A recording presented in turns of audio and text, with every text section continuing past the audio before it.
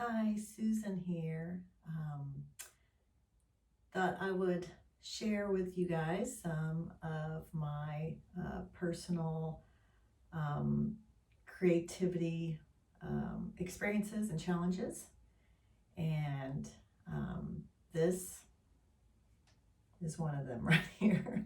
So I have this huge canvas that I have been debating on what I wanted to paint on this canvas. I want to do something. My daughter just moved into a new place of her own, a condo, and she has a wall that a piece this size would look perfect on. So I told her that I would paint something for her. So personally, I'm really drawn to water. I've painted two or three ocean paintings. I painted woods in a stream, and I love the idea of water, just sort of what it represents, like a rebirth. And so that is what I want to do here.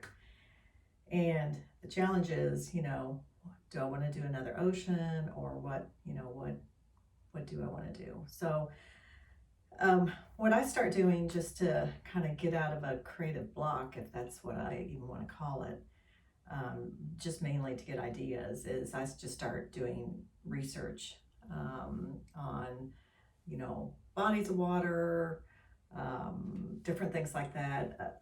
I would look a lot at other people's paintings just to see what they've painted. I look through my own photographs. I mean, ideally, I like doing something from my own photographs, but that's not always the case. And I actually use Pinterest. So I have in the old days, we called it a swipe file. So where you just save images. And this is my Pinterest board that I have for this project. I've been really, inspired by Monet's water lilies, and have toyed around with doing, a water lily scene. But then as I started doing more research on that, I started thinking about my daughter and her going through a transition, and I found this really beautiful painting of water where you can see stones under and on top of the water, and the idea, the concept of being like stepping stones, stepping stones that will take you from one place to another place, really I found motivating. So I'll show you, this is the picture that I am inspired by, and I wish I could tell you the name of the artist, but I will find that out, and I'll post it below, so in the YouTube link. So anyway, how do I start? So I have this compositionally. I love this composition. I love the water, the stepping stones. Am I going to do this exact thing? No, because I have my own techniques that I do. I use palette knife. This looks like it was done a lot with brush stroke. I use inks as well as oil paint. I do this technique where I paint on the easel, and then after I get most of the composition laid out, I lay it down on the floor and do some stuff with ink. So I'm going to share all this with you. But this is actually the first step, is the blank canvas and coming up with an idea, and it's probably the hardest step.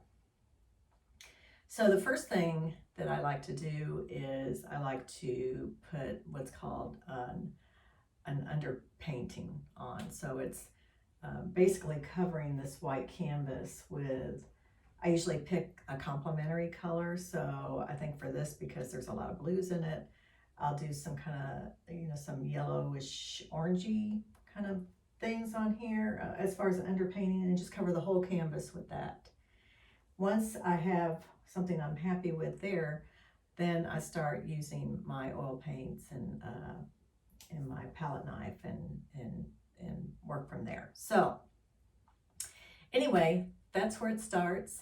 I also have to think about some of the basic, principles of a composition, so it needs to be unified, it needs to be balanced, it needs to have color in this particular case, and it needs to, I love texture, so I like adding texture, and oil paints a lot of times naturally, especially if you're working with a palette knife, lends itself to that. So, and then, you know, all the elements of a composition as well. So line, shape, value, those things will also add to this composition. So next time you will see the underpainting on this canvas and maybe a little bit more as well. So see you then.